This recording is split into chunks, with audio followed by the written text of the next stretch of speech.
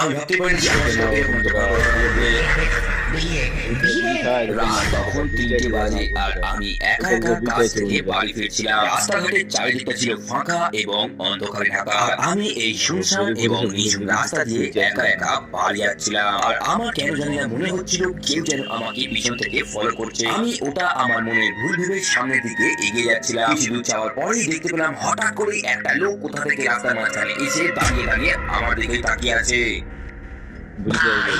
বিড়ি হবে? ভূতেরা বিড়ি খায়? বিড়ি?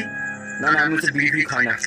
দাঁড়া না ভাই, তারপর হঠাৎ করে সামনের দিকে তাকাতেই দেখতে পেলাম যে লোকটা কোথাও নেই। আমি এদিক ওদিক ভালো করে দেখলাম কিন্তু কোথাও দেখতে পেলাম না। আর ঠিক তখনই ভাই বিড়ি দিয়ে গেলি না? বিড়ি দে, বিড়ি দে, বিড়ি দে, বিড়ি দে, বিড়ি দে। এইরকম ভয়ঙ্কর রূপ দেখে কি করবো কিছু না বুঝতে পেরে আমি